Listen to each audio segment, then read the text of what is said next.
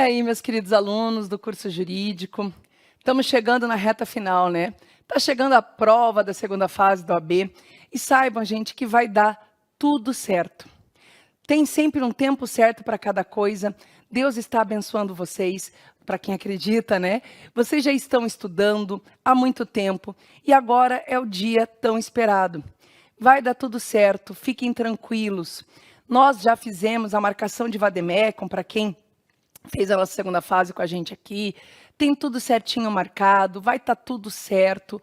Na hora, leio com tranquilidade a prova. Claro que você vai dizer assim, é fácil para você falar, né, professora? Mas não é, gente. Saiba assim, ó, cheguem na prova para quem acredita, façam uma oração, se tranquilize, respire fundo, levem a aguinha, um chocolatinho que é importante para manter ali uma glicose e vão lendo com calma a prova de vocês, da forma que vocês já estão treinando. Esse momento de revisão é um momento para a gente lembrar de dicas especiais para o momento da prova, mas o estudo principal vocês já tiveram e lembrem, vocês vão ter um aliado importante na hora da prova, que é o vademecum. Lembrem, leiam a questão, vejam a palavrinha-chave, achando a palavrinha-chave, vão lá no índice remissivo, ou para quem tem mais facilidade, o índice sistemático, veja, identifique a palavrinha e aí procure no código a resposta. Se você já lembrou da resposta, responda e depois só confirme com o código. Mas lembrem, não deixe nenhuma questão sem responder. Lembrem que as questões valem 5 pontos, tanto quanto a peça. Então, às vezes, não percam muito tempo somente na peça ou somente nas questões. Saibam distribuir o prazo de vocês. E tudo vai dar certo e nós vamos estar juntos na festa desta comemoração da vitória tão alcançada de vocês. Saibam que eu vou estar na torcida, vou estar em oração e vou estar em sintonia com vocês no momento da prova, ok? Dito isso, vamos dar umas revisões aí, umas diquinhas finais de família e sucessões. Nós vamos ter 1 hora aqui para a gente dar as dicas principais.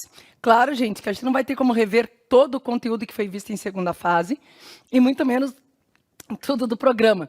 A gente vai focar aqui em alguns tópicos que a gente acha que pode ter maior incidência na prova, começando com direito das famílias. E seguindo a ordem que a gente dá nas nossas aulas, vamos começar com a questão de filiação. Gente, não se esqueçam que a filiação ela pode ser matrimonial ou extramatrimonial. Quando a gente fala em filiação matrimonial, tem que vir na cabeça de vocês a presunção de paternidade lá do artigo 1597 do Código Civil, que diz expressamente que serão presumidos filhos do marido, né? Portanto, serão presumidos filhos daquele homem que estava casado com a mulher que deu à luz, porque está nascendo do casamento, e traz lá as hipóteses de presunção. Lembrem que para ser presunção de paternidade, o que vai facilitar para o filho ter um sobrenome paterno, não basta que o filho nasça do casamento. Ele pode nascer do casamento e não gozar da presunção de paternidade, que é esse direito de ter direto o nome de um pai, ok? Ele pode nascer durante o casamento e não vai ter a presunção. Porque para ele ter a presunção de paternidade, ele tem que nascer dentro de um casamento, que pode ser válido ou não, e ainda tem que estar dentro de dos 5 incisos do artigo 1597. Vamos lembrar rapidamente aqui quais são. Serão presumidos filhos do marido, todos os filhos nascidos após 180 dias do início da convivência conjugal. Será presumido filho do marido, todos os filhos nascidos até 300 dias após a dissolução da sociedade conjugal. Lembrem aqui, gente, que até 300 dias após a dissolução da sociedade conjugal, que não se trata de separação fática. Para se encaixar na hipótese de presunção, o filho tem que nascer em até 300 dias após a morte, ou a separação judicial, ou o divórcio, ou de uma sentença de invalidade do casamento. Se não houve a dissolução da sociedade conjugal, não há como se afastar a presunção de paternidade. Então, portanto, as pessoas podem estar lá, sei lá, mais de 300 dias, mas só separada de fato, ainda pelo sistema legal, goza de presunção de paternidade. Porque a lei fala 300 dias da dissolução da sociedade conjugal. E a mera separação fática não dissolve a sociedade conjugal. Certinho? Outra coisa importante. Também serão presumidos filhos do marido todos os filhos que nasçam durante o casamento de uma técnica de reprodução humana homóloga. E o que é o homóloga, professora? Lembram que a gente falou? Homólogo é quando quem doou o gameta masculino para a técnica de reprodução humana assistida foi o próprio marido. Então, acertadamente, ele é o pai da criança. Vem o inciso 4º e diz: também serão presumidos filhos do marido todos os filhos decorrentes de embriões excedentários obtidos de reprodução humana homóloga a qualquer tempo. Então, o que vocês têm que lembrar? Se o casal fez uma técnica de reprodução humana, sobraram embriões e eles deixaram criopreservados, o que a lei está dizendo? Que os filhos que venham nascer desses embriões a qualquer tempo serão presumidos filhos do marido. Isto que é a hipótese de presunção.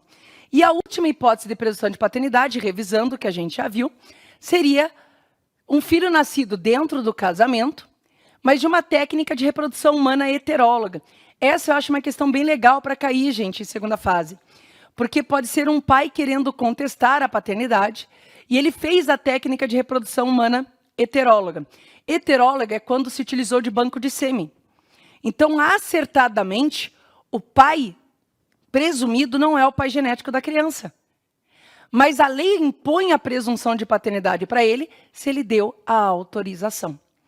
Então, a hipótese de presunção, vamos rever, é a hipótese de técnica heteróloga durante o casamento em que o pai tenha dado autorização.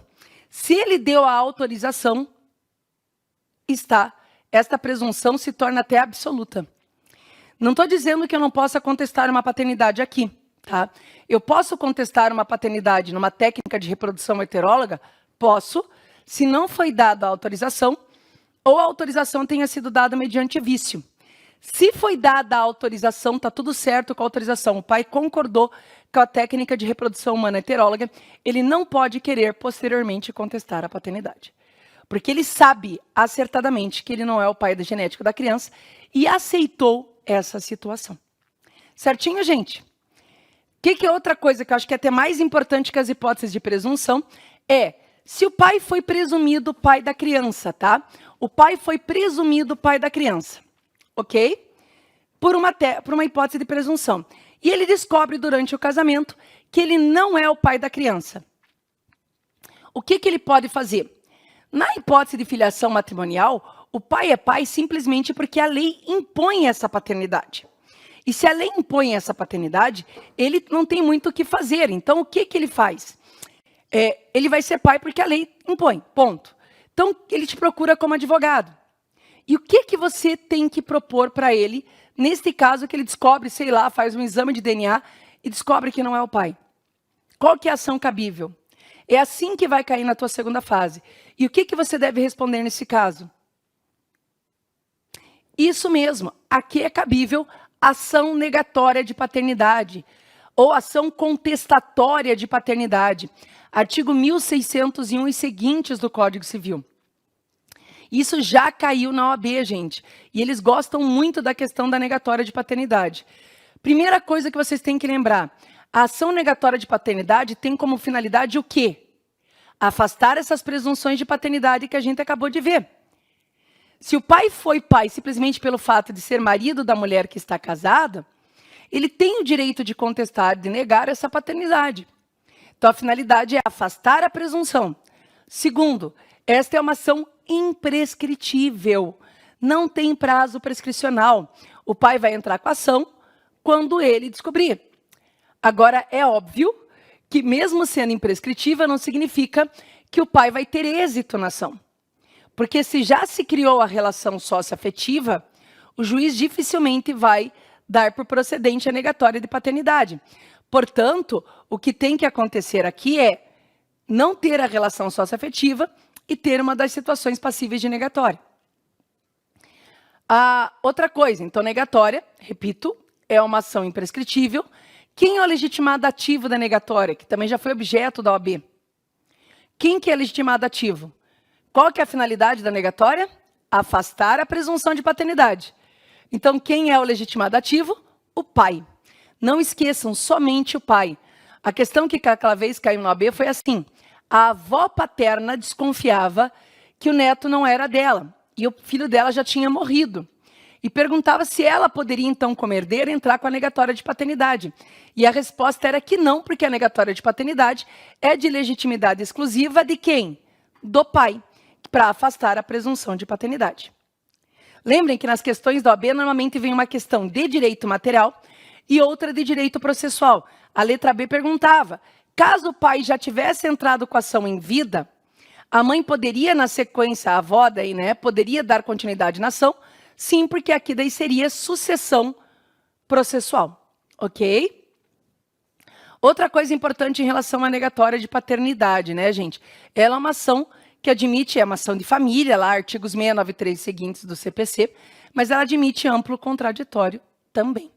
Normalmente a gente junta a prova de DNA, prova de impossibilidade física de coabitação e assim por diante. Atenção e asterisco. Tem duas provas que, mesmo juntadas aos autos, não afastam a presunção de paternidade. Quais são essas ações? Prestem atenção. Perdão, quais são essas provas? A confissão materna e a prova do adultério da mulher não afasta a presunção de paternidade. Então, repetindo, a confissão materna e a prova do adultério da mulher não afasta a presunção de paternidade. Então, mesmo que o pai entre com a negatória de paternidade e junte a confissão da mãe ou a prova do adultério dela, dizendo, como pode ser imposta para mim a presunção se minha mulher tinha outros relacionamentos, isso não tem a força de afastar a presunção de paternidade. Ok? Ao lado da filiação matrimonial, nós temos a filiação extramatrimonial. Lembrando que filiação extramatrimonial é filiação de união estável, de namoro, de noivado, de ficada, de fincado, né, de jogos jurídicos. Filho que não seja do casamento. Tem importância? Não, porque vai ser filho do mesmo jeito. Vai ter os mesmos direitos, não tem tratamento desigual, deve ser tratado da mesma forma. A diferença é que esses filhos não gozam de presunção de paternidade. Então, por exemplo, eles não podem querer entrar com uma ação reclamando o nome paterno por uma imposição de presunção de paternidade. Eles não podem fazer isso. Por quê? Como que eu vou impor uma presunção, por exemplo, de um filho de uma noitada? Vou presumir o pai, sei lá, o primeiro que aparecer? Não tem como. Mas esse filho tem direito ao nome paterno como qualquer outro filho, ok? Ele tem direito ao nome paterno como qualquer outro filho. A diferença, gente, aqui na filiação extramatrimonial é o quê? Na filiação extramatrimonial, para que o filho tenha o nome do pai no registro civil, eu preciso do reconhecimento. E é isso que cai na prova de vocês, as questões relativas a reconhecimento. Esse reconhecimento de paternidade, ele pode ser voluntário. E aí vamos recordar quais são as 4 formas de reconhecimento voluntário. Direto no registro civil, por qualquer documento público ou particular, direto no registro civil, por qualquer documento público ou particular, por testamento ou em qualquer processo judicial, ainda que não destinado a esse fim. Cuidado, eles podem querer te enganar. Colocar lá que o pai reconheceu o filho numa ação trabalhista, numa ação criminal. E a finalidade dessa ação não é para isso. E vão perguntar para você se é válido esse reconhecimento. E vocês vão lá e vão ver que é válido o reconhecimento. Artigo 1609 do Código Civil, bem como o artigo 1º da lei, até vou deixar aqui anotadinho no quadro, que essa é uma lei importante para vocês, tá? A gente já marcou no Vademécum, que é a Lei 8.560/92. 8.560/92. Então, essa é a lei importante porque o artigo 1º dela traz as formas de reconhecimento voluntário, mas mais do que isso, quando o pai, a gente acabou de falar, então pode reconhecer direto no registro, por qualquer documento público ou particular, por testamento e incidente em qualquer processo judicial. O reconhecimento voluntário é irretratável e irrevogável. Então, o cliente chegou para você e disse que reconheceu o filho voluntariamente, mas ele não quer mais reconhecer, ele se arrependeu, porque fez um exame de DNA e descobriu que ele não é o pai da criança. E ele se arrependeu. E pergunta, o que eu posso fazer? E pergunta se pode entrar com uma ação de revogação. O que você vai responder? Não, porque o reconhecimento ele é irrevogável, irretratável. Agora, isso não significa que você não possa pedir uma nulidade de registro civil ou uma anulação de registro civil. Mas revogar reconhecimento não é possível. Não se esqueçam. Mas a pessoa pode não querer reconhecer por bem. Tudo bem? Não quer reconhecer por bem? Então você vai reconhecer por mal. E qual que é a ação cabível para o reconhecimento involuntário de filiação? Ação de investigação de paternidade. Se cair investigação de paternidade, essa ação é importante. Nós já marcamos no Vademecum. Mas se você está assistindo essa revisão do curso jurídico e não fez a nossa segunda fase, marquem lá vocês. Coloquem clipes ou aquelas etiquetinhas que identificam qual é a legislação, porque essa legislação é muito importante para a segunda fase do AB. Vocês têm que lembrar que é possível o reconhecimento de paternidade voluntário, mas se o pai não quer por bem, ele vai reconhecer por mal. E o reconhecimento involuntário se dá pela Lei 8.560/92, por meio da ação de investigação de paternidade. Gente, não se esqueçam que a ação de investigação de paternidade é uma ação imprescritível, isso já caiu várias vezes na OAB. Ela normalmente vem acumulada com outras ações, como foi assim que caiu na OAB. A pessoa tinha entrado com uma investigação de paternidade pós-morte. Posso? Posso. O meu direito de querer saber de onde eu vim, qual é a minha origem genética, é um direito da minha personalidade, portanto, é um direito que não prescreve. E aí, desta forma, eu tenho o direito de entrar com a investigação de paternidade a qualquer momento, porque ela é uma ação imprescritível, ok? Onde diz isso? Não vai estar na lei. Isso vai estar na súmula 149 do STF. Súmula 149 do STF, ok? Então, vamos voltar lá. Então, a ação de investigação de paternidade, ela é imprescritível, ponto. Ela é uma ação que admite amplo contraditório. E o mais importante, qual que normalmente é a prova que a gente pede aqui? Aqui a gente pede prova genética, o exame de DNA, perfeito?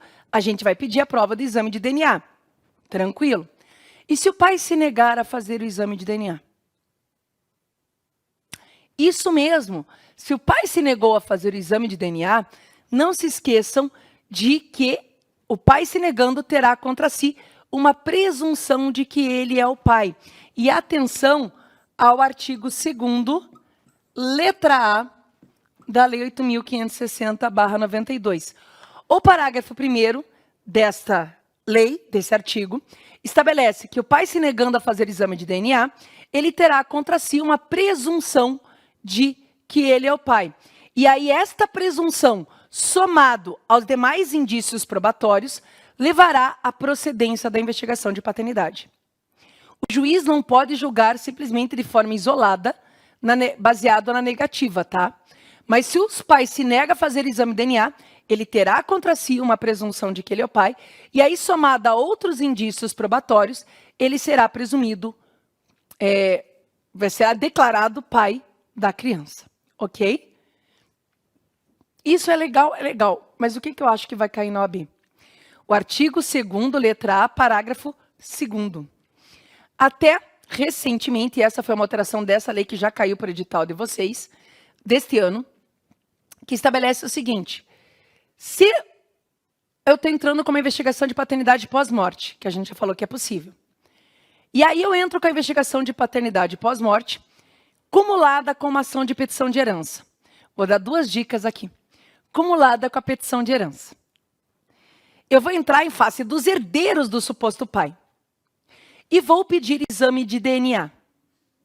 Se os parentes do suposto pai se negarem a fazer o exame de comparação genética, agora, pela lei, artigo 2º, letra A, parágrafo 2º da Lei 8.560/92, os parentes também vão fazer com que, ao se negarem a fazer exame de DNA, tenham uma presunção de que o decujus é o pai da criança. Ou do filho, né? Eu falo criança, mas pode ser maior de idade. E aí, somado a outros indícios probatórios, levará à procedência da ação. Antes, se os parentes se negassem a fazer exame de DNA, não incidia a presunção como incidia quando o pai se negava. E a partir da alteração legal, passou a incidir. Então, atenção nisso, nesta prova. Mas eu falei que ia dar 2 dicas. Eu entrei com a investigação de paternidade cumulada com petição de herança. Cuidado, como eu falei, a investigação normalmente nunca vem sozinha. Ela vem sempre tipo, acumulada com outras ações, alimentos, alteração de registro, etc. Mas uma das ações que você pode entrar é a petição de herança, que é pedir que você seja reconhecido como herdeiro. Quero que eu seja reconhecido como filho e, por consequência, herdeiro. Só que a ação de petição de herança, essa prescreve, gente, porque ela tem cunho patrimonial. A investigação de paternidade é imprescritível, você pode entrar a qualquer momento.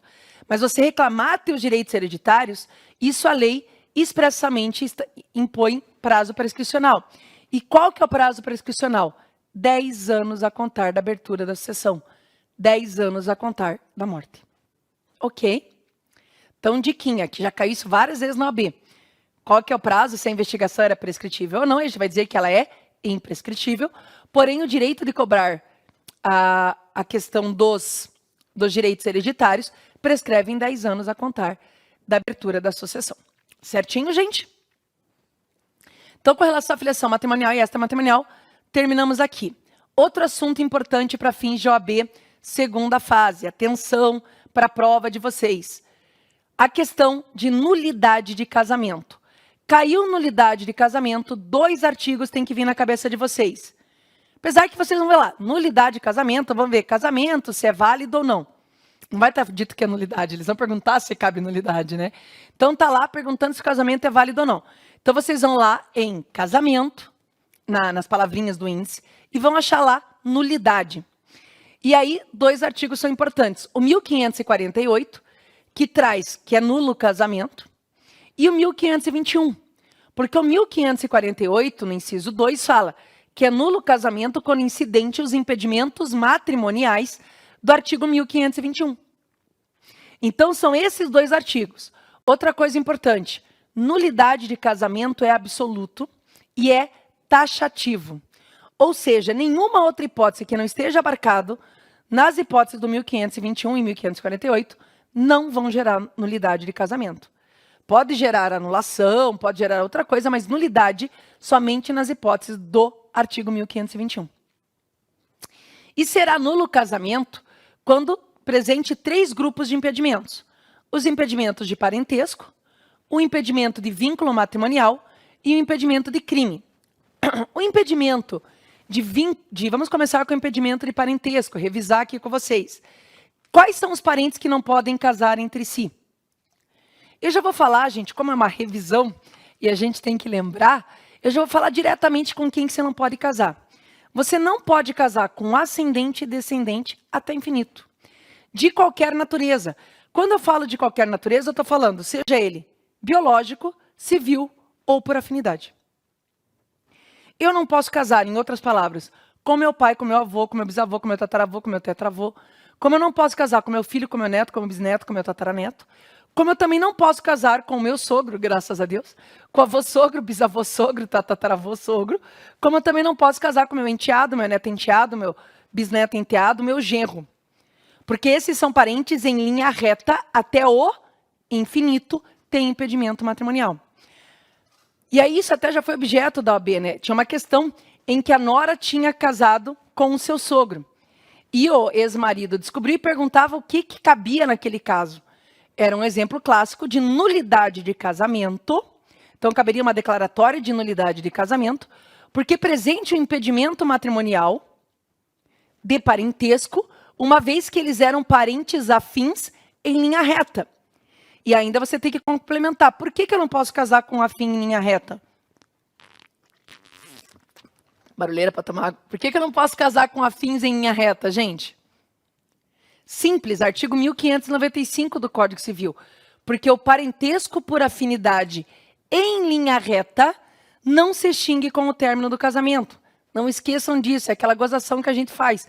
Desgraça só se acumula. Sogro e sogra pro resto da vida. Claro que não é só sogro e sogra, é sogro, sogra, enteado, neto, enteado. Mas a gente brinca com sogro e sogra por causa da gozação. Porque uma vez que você casou, você pode ter ex-marido ou ex-esposa. Ou viver em união estável, você pode ter ex-companheiro ou ex-companheira. Mas você jamais vai ter ex-sogro e ex-sogra. Porque o parentesco por afinidade em linha reta não se extingue com o término do casamento. Perfeito? Então, quais parentes a gente não pode casar? Em linha reta até o infinito, seja ele consanguíneo, civil ou por afinidade. idade. Mas eu também não posso casar com alguns parentes em linha colateral. Quais são os parentes em linha colateral que eu não posso casar? Irmãos, sobrinhos e tios. Irmãos, sobrinhos e tios. Os demais eu posso casar. Posso casar com primo? Pode. Pode casar com sobrinho neto? Pode. Pode casar com tio-avô? Pode. Você só não pode casar com irmão e sobrinho. E cuidado, se for irmão e sobrinho, irmão e sobrinho não, sobrinho e tio, que queiram casar entre si, sobrinho e tio, ainda tem uma exceção. Não é assim, se um sobrinho e um tio casar, o casamento é nulo de pleno direito. E lembra, casamento nulo, nasce nulo, vive nulo e vai morrer nulo. Casamento nulo não se convalida. E não tem prazo prescricional para você pedir nulidade, porque a nulidade é absoluta. Ponto. Mas assim, se um sobrinho e um tio quiserem casar, o que a gente chama casamento avuncular, eles antes de casarem, no procedimento de habilitação, podem juntar um exame médico pré-nupcial e uma autorização judicial e conseguirem então casar. Aí o casamento vai ser válido, ele nasce válido. Repito, se eles casaram direto sem passar por isso, casamento nulo de pleno direito. Agora, se no procedimento da habilitação eles juntaram o exame genético de compatibilidade genética e juntaram a autorização judicial, o casamento nasce válido. Perfeito, gente? Então não esqueçam. E nós temos também a nulidade de vínculo matrimonial, impedimento de vínculo matrimonial. Não podem casar as pessoas casadas. Então, enquanto você é casado, se você fizer um segundo casamento, o segundo casamento é nulo de pleno direito. Só cuidado com a exceção. Artigo 1723, parágrafo 1º. Então, não esqueçam da exceção. Eu não posso, se eu sou casado, eu não posso me casar. Eu primeiro preciso converter meu casamento em divórcio para poder aí casar com alguém. Mas eu já posso constituir união estável se eu estiver separada de fato ou separada judicialmente. O artigo 1723, parágrafo 1º, diz assim: aplicam-se às uniões estáveis todos os impedimentos matrimoniais que se aplicam ao casamento. É óbvio, porque a união estável é uma união pública, contínua e duradoura com aparência de casados. E se eles têm a aparência de casados, se eles não podem casar, não podem constituir união estável. Então, todos os impedimentos matrimoniais se aplicam também às uniões estáveis. Mas a lei excetua o inciso 6º, que é o que diz que não podem casar as pessoas casadas, dizendo assim, que se o casal estiver separado de fato, eu separado de fato, eu posso me casar? Não ainda, porque eu preciso me divorciar. Se eu sou separada judicialmente, eu posso me casar com outra pessoa? Não ainda, porque eu preciso converter minha separação de divórcio em divórcio. Agora, se eu já estou separada de fato e separada judicialmente, eu não vivo mais maritalmente com meu marido.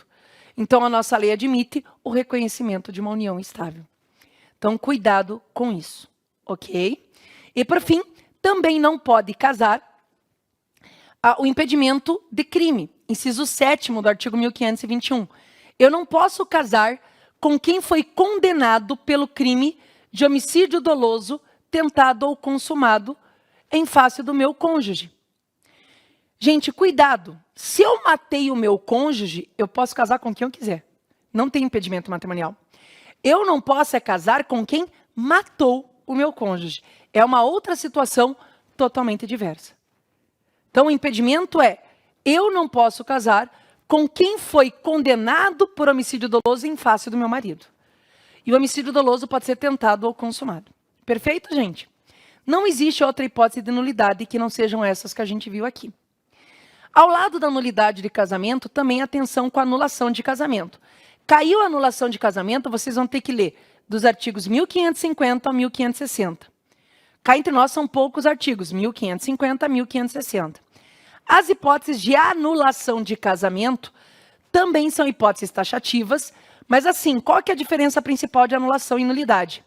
Nulidade não tem prazo para você pedir a nulidade, porque a nulidade é absoluta.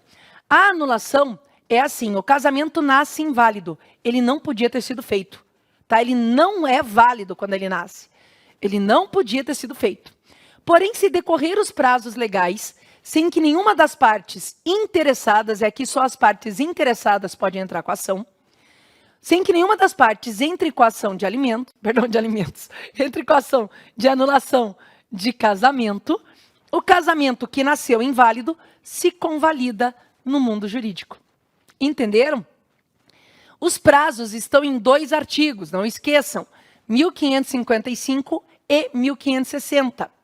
E eles variam de 180 dias a 4 anos. Atenção, isso já foi objeto da prova da OAB. E aí se atentem ao prazo, porque a questão vai perguntar se pode entrar com anulação, se ainda tem prazo legal para isso. Cuidado, porque se já passou o prazo legal, não cabe mais anulação, no máximo um divórcio. A anulação varia de 180 a 4 anos, dependendo da hipótese. Por exemplo, 4 anos no máximo é o prazo aplicado à coação. Ok? E não se esqueçam que os prazos são contados da celebração do casamento. Porque normalmente, principalmente no caso de vícios de consentimento, vocês aprendem lá em parte geral que o prazo é contado, por exemplo, quando cessa a coação, quando se conhece o erro, o vício. Para fins de casamento, não. Por exemplo, um casamento que foi mediante coação, você tem 4 anos para anular. 4 anos a contar de quando? Da celebração. Um casamento que tenha presente um erro essencial quanto à pessoa do outro cônjuge, artigo 1557 traz as hipóteses de erro essencial. Para você anular um casamento por erro essencial, primeiro que não é qualquer erro, só pode ser aqueles taxativamente elencados em lei. Tem que ser um erro essencial. Para você anular esse casamento, você tem que provar que existiu o erro, que esse erro tornou insuportável a vida em comum. Tem que ter as 2 provas do erro e da insuportabilidade. E aí você tem 3 anos para entrar com a ação de anulação. Agora, cuidado. Os 3 anos não são contados do conhecimento do erro, do conhecimento do vício. É 3 anos da celebração. Professora, mas se eu descobrir o erro 4 anos depois do casamento, se divorcia, anular não dá mais. Porque aqui não é contado do conhecimento, mas da celebração. Exemplo clássico de erro essencial, que inclusive já foi objeto de questão da OAB. A pessoa tinha praticado um crime antes de casar e omitiu para o outro cônjuge, que descobriu após o casamento, dentro do prazo de 3 anos, o que tornou insuportável a vida em comum. Aí, anula o casamento. Não esqueçam, se cair uma questão de erro essencial, martelem na ideia da necessidade da prova da insuportabilidade da vida em comum. Ok? Lembrem, são hipóteses de anulação. Todas elas estão no 1550. Mas vamos lembrar lá, ó, casar com menos de 16 anos é um casamento inválido. Mas é uma invalidade para anulação. Prazo para anular o casamento que foi feito para um menor de 16 anos, 180 dias. Casou entre 16 e 18 anos. 16 anos já tem idade núbil, pode casar. Porém, se casou entre 16 e 18 anos e não era emancipado, para casar precisa da autorização de ambos os pais, se tiverem no registro civil, dos responsáveis legais ou suprimento judicial. Casou sem isso, casamento passível de anulação, em até 180 dias. E assim por diante. Deem uma lida no artigo 1555. Pessoal, de todos, além também das causas de nulidade e anulação, não esqueçam que existem causas em que o casamento é válido, mas elas são chamadas de causas suspensivas do casamento. Artigo 1523. Se presente uma causa suspensiva do casamento, o casamento é válido.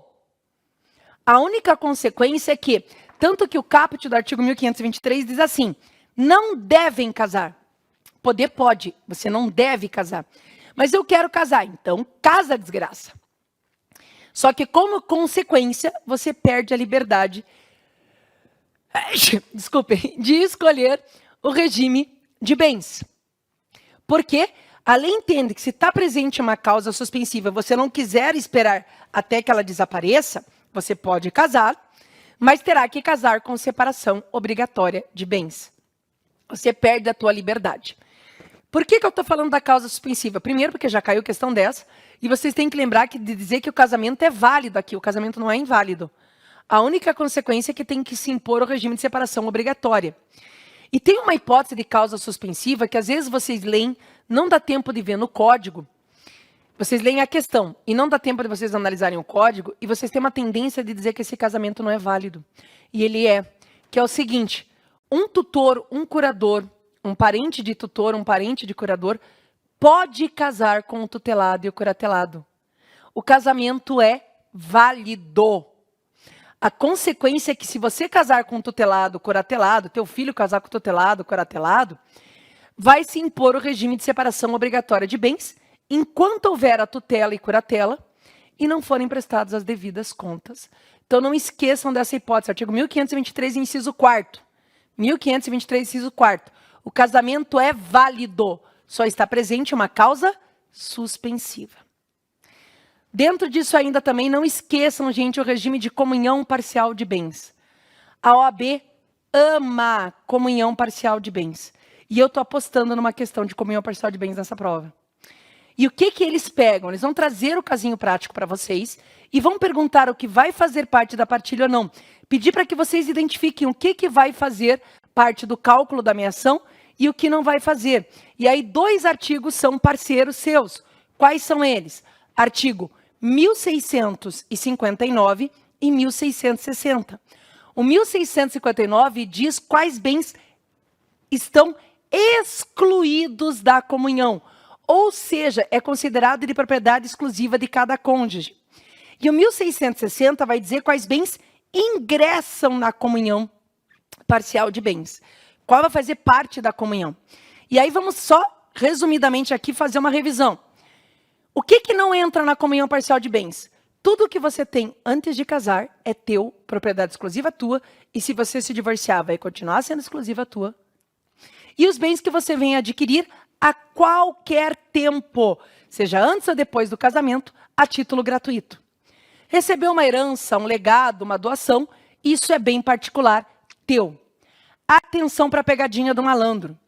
Bens anteriores ao casamento e os adquiridos a título gratuito não entram na comunhão, bem como os subrogados em seu lugar. A OAB adora colocar a subrogação. A questão vai dizer assim, que o sujeito tinha ganhado um lote de ações num montante de R$100 mil de doação. E ele usa esse lote e compra um imóvel de R$100 mil, um automóvel de R$100 mil. E pergunta se esse automóvel entra na comunhão.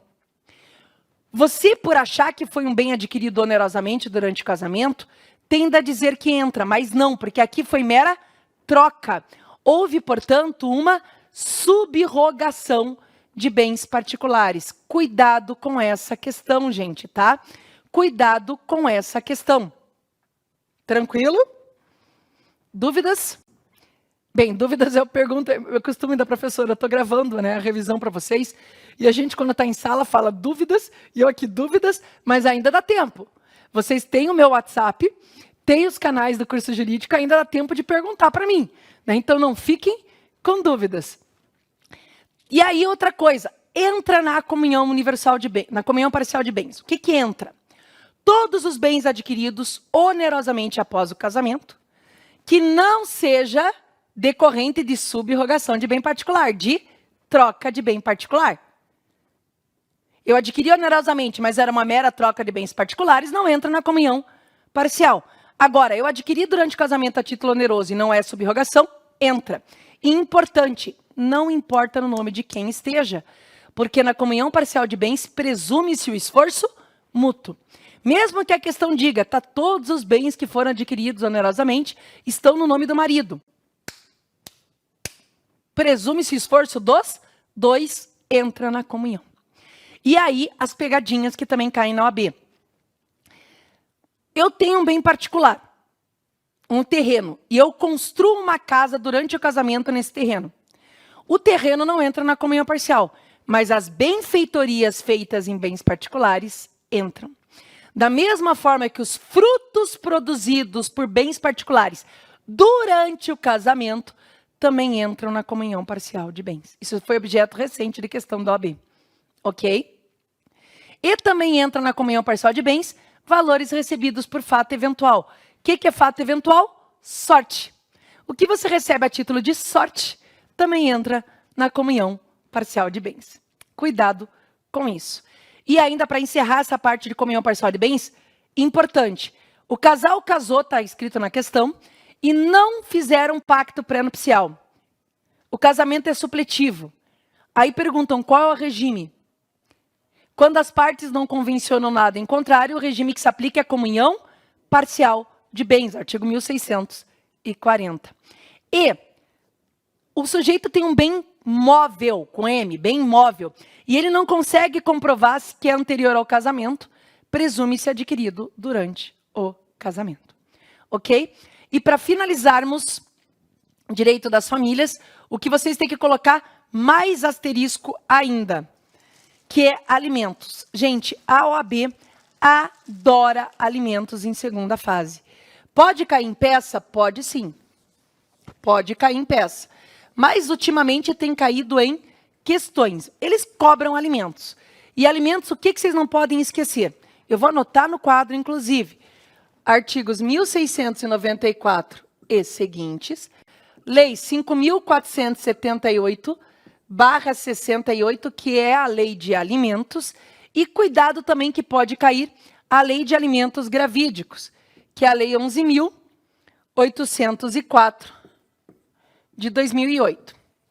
Os nossos alunos de segunda fase, com certeza, já têm isso com clipes pintado de cor-de-rosa no seu vademecum, mas para quem está assistindo a nossa revisão e não é do curso, marquem essas duas leis também, leis importantes. Para quem tem aquelas etiquetinhas, né, coloquem a etiquetinha do lado, um clipezinho aí, a gente coloca aqui a cor-de-rosa, a professora vai até de cor-de-rosa também hoje, para lembrar aí do direito das famílias, ok? Gente, alimentos, o que é importante vocês lembrarem? Quem é obrigado a pagar alimentos? Se você é casado, vive em união estável, o primeiro obrigado a pagar alimentos para você é o cônjuge companheiro. E aí mesmo que tenha o divórcio, o momento final para pedir alimentos é o divórcio. Mas se você provar que era uma situação de dependência anterior, você pode continuar pedindo alimentos depois, tá? Desde que você não tenha renunciado. Mas assim, os primeiros obrigados são cônjuge e companheiro. Se você não é casado, não vive em união estável, quais são os parentes obrigados a pagar alimentos? São obrigados a pagar alimentos os ascendentes até o infinito, e são os primeiros. Primeiro você pede para pai, pai não tem condição, vai para avô, bisavô. E lembrem que, isso já caiu bastante no AB, a obrigação dos parentes mais remotos, ela é uma obrigação subsidiária e complementar. Então, o primeiro obrigado é o teu pai. Teu pai não tem condições, pai e mãe, né, gente? Não tem condições de pagar alimentos. Você pode pedir para avô, sim, a lei permite pedir a linha ascendente até o infinito. Mas você pedir para avô, para bisavô, para tataravô, ou depois para neto, bisneto, tataraneto, ou para o teu irmão, eles vão sempre pagar em caráter subsidiário e complementar. Porque você pode também pedir alimentos em caráter complementar. Por exemplo, meu pai tem condições de pagar alimentos para mim, mas ele não tem condições de arcar com a totalidade alimentar. Ele vai pagar o que ele pode e eu posso pedir para o avô, alimentos avoengos, para o avô, que vai pagar em caráter subsidiário para complementar o que meu pai não tem condições de pagar. Então não esqueçam dessa característica, que inclusive tem súmula. Súmula 596 do STJ. A súmula 596 do STJ, que já foi objeto da OAB, fala que os avós respondem de forma subsidiária e complementar. Mas vamos voltar lá. Primeiro para a linha ascendente até o infinito. Não tem ninguém com condições de pagar na linha ascendente. Você vai para a linha descendente, pede para o filho, para o neto, para o bisneto. Não tem ninguém com condições de pagar alimentos, pede para o irmão. Cuidado, na OAB vai aparecer mais de um com condição de pagar alimentos. Você não pode ir para o mais rico. Você tem que seguir essa ordem. Primeiro linha ascendente, na falta linha descendente, na falta irmão. Como já aconteceu, tinha os avós em condições e o irmão, só que dizia que o irmão era mais rico que os avós. Irrelevante. O irmão só vai ser obrigado quando não tiver ascendente e descendente para pagar alimentos. Ok? Não esqueçam dessas características de complementariedade, subsidiariedade. Outra coisa que cai muito também na OAB. Você pede alimentos. Essa situação que fundamentou o pedido de alimentos é o binômio necessidade versus possibilidade.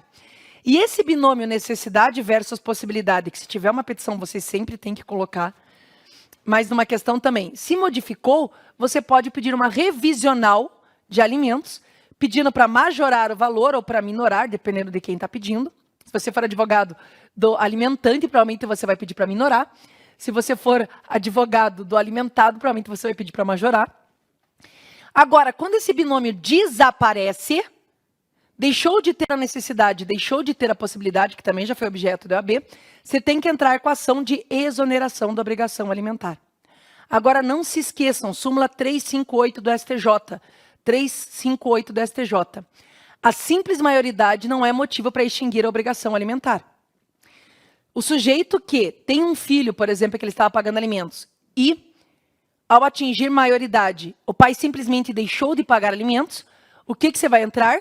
Com cumprimento de sentença. Por prisão civil pelas 3 últimas, e as que se vencerem no transcorrer do processo, e pelas anteriores você vai pedir um cumprimento de sentença por desconto em folha, ou por expropriação, pelos outros meios cabíveis de cumprimento de sentença. Mas lembrando que pelas 3 últimas, você pode pedir o cumprimento, artigo 528 lá do CPC, você pode pedir por prisão civil. Agora, não se esqueça que o pai, ele é obrigado a pagar desde que tenha uma ação. E aí, vamos lá, voltando à súmula 358. O filho atingiu 18 anos de idade, ele deixou de pagar. Ele não pode deixar de pagar automaticamente. Ele tem que entrar com a exoneração da obrigação alimentar e alegar que agora o filho já é maior de idade. O que não necessariamente vai levar ao êxito da ação. Por quê? Porque se o filho ainda estiver estudando, ele continua com direito a alimentos. Ok? Então não esqueçam disso. Caiu uma questão do OAB que a menina já era maior de idade, o rapaz era maior de idade, e o pai simplesmente deixou de pagar alimentos, e a pergunta é se ele tinha feito certo. A resposta era que não, mas que em relação ao filho, que a questão dizia que já tinha empresa, estava inclusive vivendo em união estável, ele deveria entrar com uma ação de exoneração, alegando a maioridade e a independência econômica, e com a filha ele continuaria com a obrigação de pagar alimentos. E aí a letra B até perguntava qual que era o meio para impelir o sujeito a pagar, que daí era cumprimento de sentença por prisão civil. Ok? A OAB adora essas coisas. Então, cuidado. Cuidado com essas características. E para finalizar, alimentos, tem várias, tá? A gente está revisando aqui o que mais é objeto. Assim, outra que eu acho importantíssima é a questão da prescrição. O direito de pedir alimentos, o meu direito de pedir alimentos, é um direito imprescritível. Eu nunca sei quando vai surgir minha necessidade. Eu posso ter 70 anos e pedir alimentos para o meu filho. Aí, alimentos fundamentados no Estatuto do Idoso. A gente fundamenta na Lei 5.478, mas junto com o Estatuto do Idoso. E aí, não tem como ter prescrição para a tua necessidade. Agora, uma vez que o sujeito tenha sido condenado a pagar alimentos, existe prazo prescricional para eu cobrar as parcelas vencidas que ele não tenha me pago. Isso eu tenho prescrição. Artigo 206, parágrafo 2º. Perdão, prescreve, isso aí, prescreve em até 2 anos, a contar do vencimento, o prazo para eu entrar com a execução dessas verbas alimentares não pagas. Repito, esse prazo prescricional é quando o sujeito já tem uma obrigação de pagar alimentos. Ele já teve um acordo homologado, já teve uma condenação, e eu tenho 2 anos a contar do vencimento para entrar com o cumprimento de sentença. Agora, não esqueçam, que é como cai na OAB, que isso vem conjugado com outras 2 situações, do artigo 197 e 198 do Código Civil. O prazo prescricional não corre contra absolutamente incapaz e não corre entre pais e filhos enquanto perdurar o poder familiar. E quando se encerra o poder familiar? Aos 18 anos. Então, imaginemos que o pai não tenha pago alimentos, ele foi condenado, mas deixou de pagar desde os 5 anos do filho. E o filho agora tem 19 anos.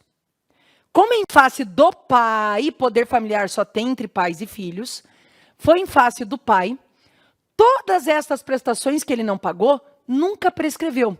Só vai começar a prescrever quando cessa o poder familiar, que é quando? Aos 18 anos. E qual que é o prazo prescricional para poder cobrar as parcelas vencidas? 2 anos. Então, é como se todas elas vencessem no mesmo dia, aquelas até ali, que é a partir dos 2 anos. Então, você tem 2 anos para cobrar aquilo, até 20 anos incompletos. Agora, se quem devia alimentos, por exemplo, era o avô, não era o pai. Para avô tem poder familiar? Não. Mesmo assim, se o avô deixou de pagar desde os 5 anos, a prescrição dessas prestações para trás só vai começar a correr o prazo prescricional quando o neto se tornar relativamente incapaz, a partir dos 16 anos. Então, entre 16 e 18 anos, qualquer alimentado, ele tem direito a todas as prestações para trás que não foram pagas, desde que tenha condenação. Ok? É nesse sentido. O prazo prescricional são 2 anos, ponto. Ninguém está dizendo que o prazo é diferente.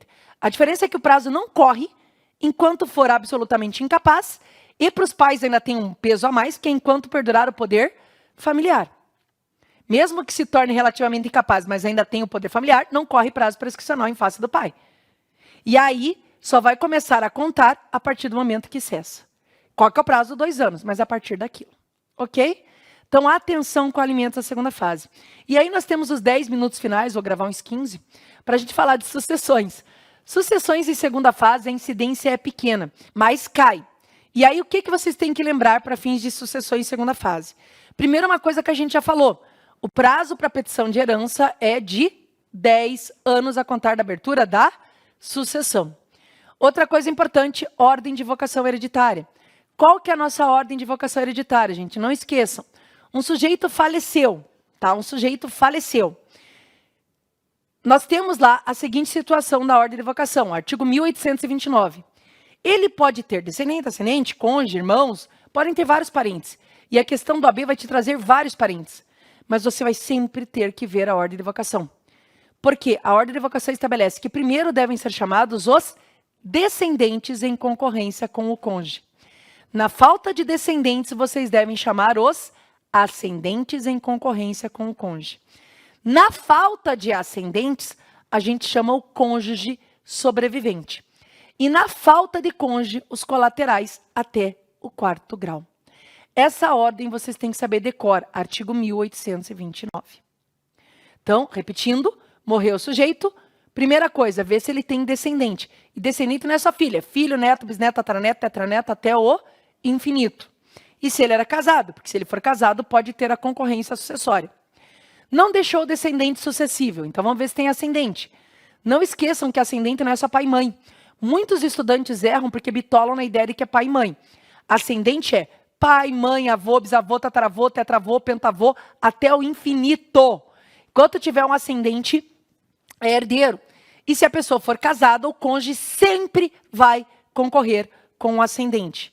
Tá? Com ascendente, não tem que analisar o regime de bens. Tem uma questão para vocês do AB, que tem ascendente como herdeiro e cônjuge, o cônjuge concorre sempre, independente do regime de bens. Não tem descendente, não tem ascendente, e o sujeito era casado, vivia em união estável, o herdeiro vai ser o cônjuge sobrevivente sozinho da totalidade da herança, ou o companheiro vai ser herdeiro sozinho da totalidade da herança. E atenção! Parem de ficar julgando as pessoas. Aqui o cônjuge, quando ocupa a 3ª classe da ordem de vocação hereditária, ou mesmo quando ele concorre com ascendentes, ele vai concorrer sempre, vai ter direito à herança sempre, pelo simples fato de ser cônjuge, ser companheiro, independentemente do regime de bens. Cuidado, o regime de bens só vai interferir no direito sucessórios na concorrência com descendentes que a gente já fala. Agora, quando está concorrendo com ascendentes ou está herdando sozinho, herda independente do regime de bens. O sujeito não deixou descendente, não deixou ascendente, não deixou cônjuge, não deixou companheiro. Porém, deixou colaterais. Não se esqueçam da ordem sucessória dos colaterais. Você não vai chamar todos eles juntos, jogar para cima o dinheiro e é menos R$1 para cada um. Tem uma ordem sucessória de colaterais. Atenção! Primeiro nós chamamos os, e isso a OAB cai bastante. Ela coloca a questão de colaterais, é o que mais cai na OAB. O sujeito morreu, não deixou herdeiros necessários. Porque herdeiros necessários, artigo 1845, são descendentes, ascendentes e cônjuge. Para descendente, ascendente e cônjuge, que são herdeiros necessários, ou companheiro, porque companheiro é igual a cônjuge, tá? Sempre tem que ser assegurada a legítima, a indisponível, que é a metade da herança líquida. Por exemplo, se eu fiz um testamento e tinha herdeiro necessário, eu não posso dispor da totalidade da herança. E se eu dispus, metade que eu dispus vai ser para os herdeiros necessários. A outra metade vai para os meus beneficiados em testamento. Agora, se eu não tenho herdeiro necessário, e quem que não é herdeiro necessário? Que é herdeiro facultativo, os colaterais até o 4º grau. Se eu só tiver os facultativos, eu posso testar artigo 1850 para qualquer pessoa sem os contemplá-lo, porque eles são herdeiros foi bom. Eu falei sem os contemplar, e aí ficou herdeiros. Eles são herdeiros facultativos. O que significa isso? Se eu não fizer testamento, porque eles estão na ordem de vocação, eles vão herdar. Mas se eu quiser fazer um testamento e deixar tudo para uma terceira pessoa, eu posso, porque eles não são herdeiros necessários, artigo 1850. E a OAB adora colocar isso. Ela coloca um testamento, e aí diz que o testamento está revogado ou está nulo, porque o herdeiro faleceu. E aí anotem, não há representação em sucessão testamentária. Não há representação em sucessão testamentária. Anotem isso aí. Tá? Então ele diz lá que deixou para Beltrano, e Beltrano morreu e tinha deixado um filho, mas morreu antes do autor da herança.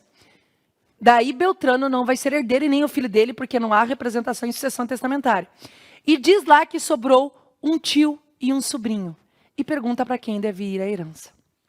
E aí, então, a gente falou tudo isso. Qual que é a ordem de vocação dos colaterais? Primeiro, chamam-se os irmãos.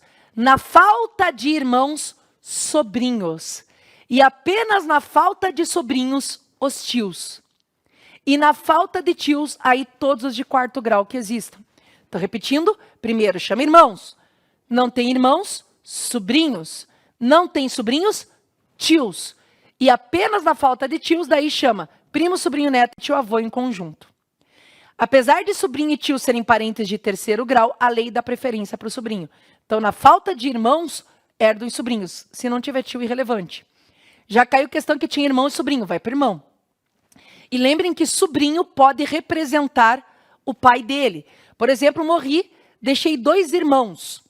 Deixei 2 irmãos e 4 sobrinhos, 2 sobrinhos de cada irmão. Um irmão meu é pré-morto a mim. Os meus sobrinhos podem representar o meu irmão. Sobrinho neto não representa, sobrinho. Agora, sobrinho representa irmão. Perfeito? Outra coisa importante.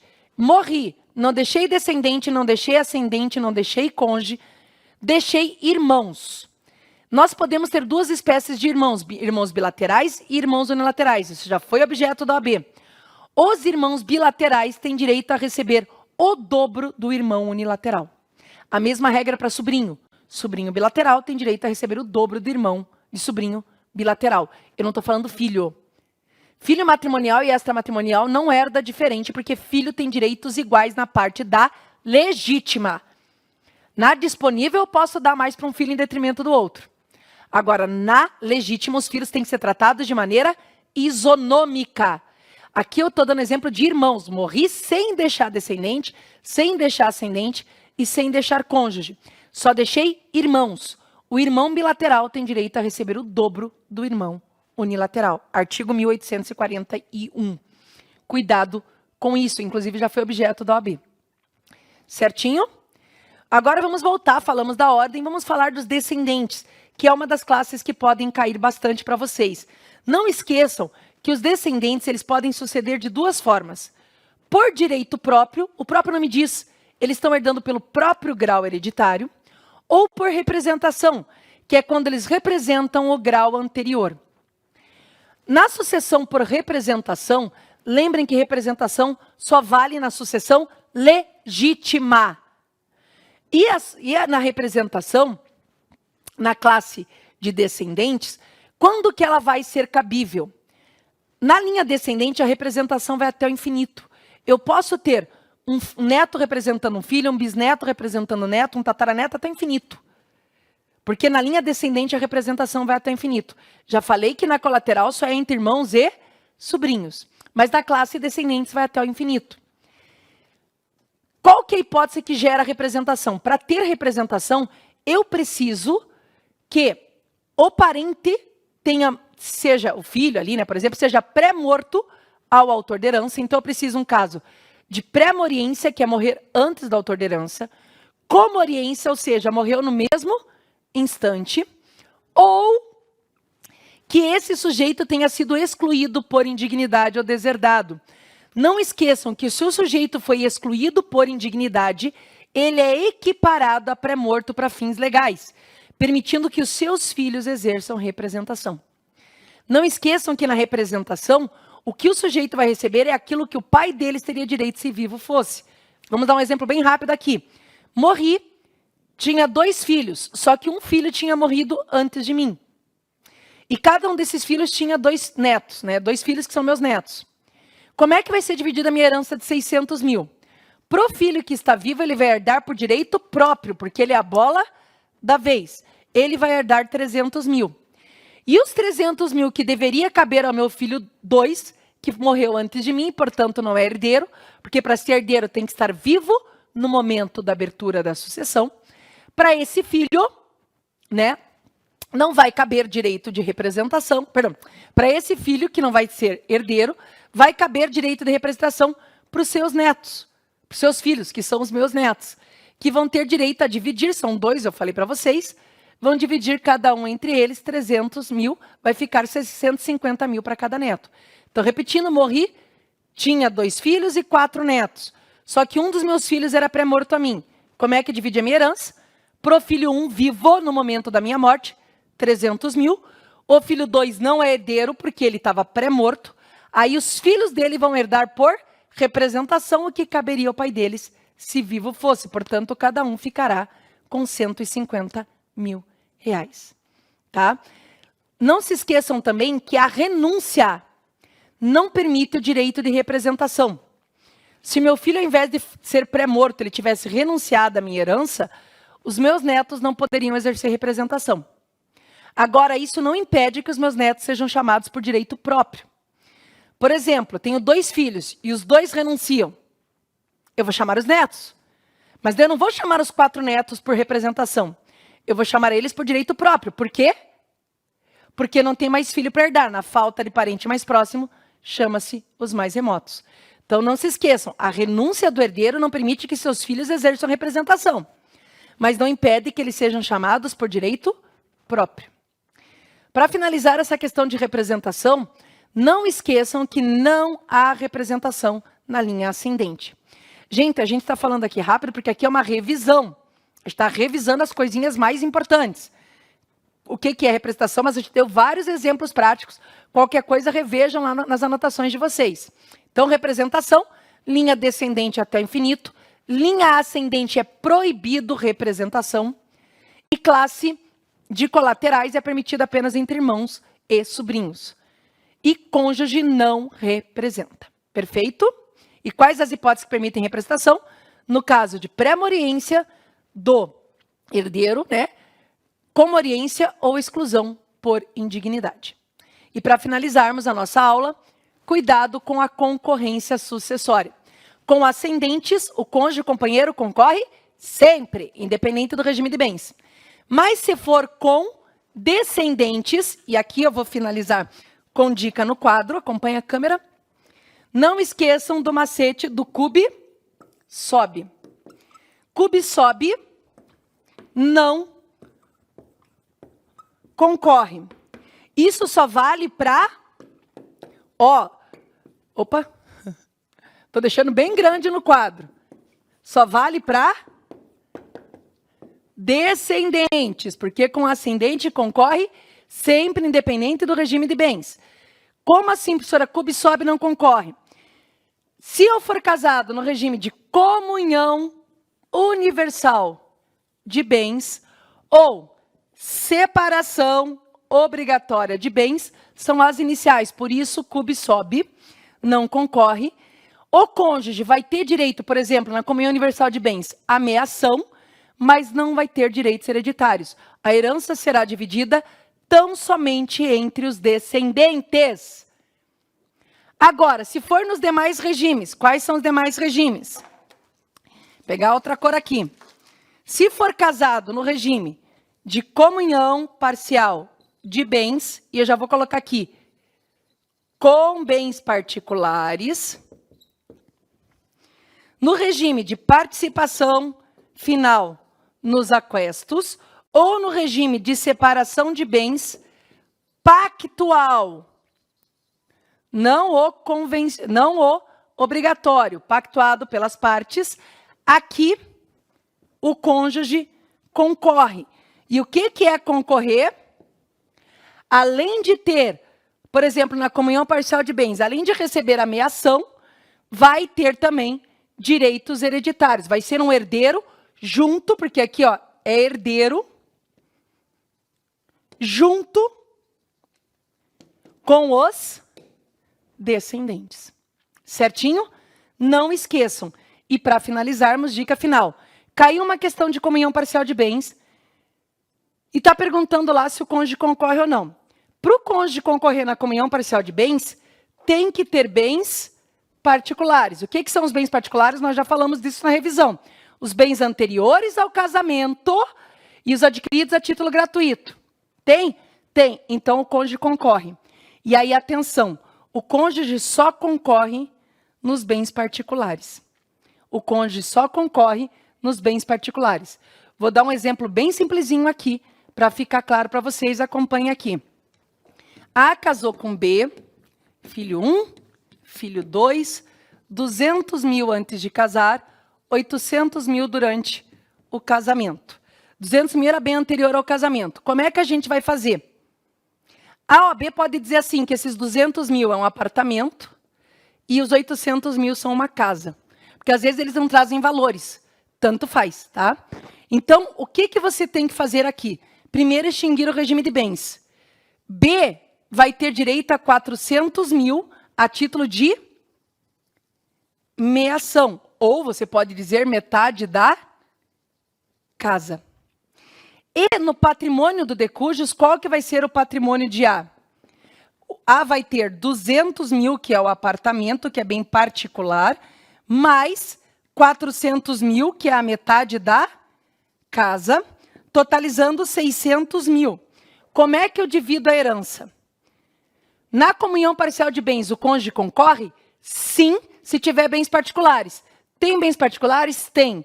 Concorre. Vai concorrer o quê? Apenas nos bens particulares. Os 400 mil só vão para o filho 1 e filho 2, cada um com 200 mil. E a cônjuge vai concorrer aqui, ó, nos bens particulares, ficando cada um com 1/3 deste apartamento. Ok? Vocês viram, né? Que a cônjuge não teve direito à meação sobre o apartamento, mas ela teve direito à herança sobre o apartamento. É isso que é concorrer, é ser herdeiro junto. Senhora, e se não fosse descendente, fosse com ascendente? Com ascendente, o cônjuge concorre sempre, independente do regime de bens. E o cônjuge concorreria nos 600 mil, porque daí não precisa distinguir o patrimônio. Essa distinção de patrimônio é só se for com descendentes. Desejo a vocês uma excelente prova, vai dar tudo certo, ainda fica à disposição de vocês para eventuais dúvidas e ficamos aí desejando na torcida para vocês, para que vocês possam comemorar essa vitória. Que Deus os abençoe, um beijo grande.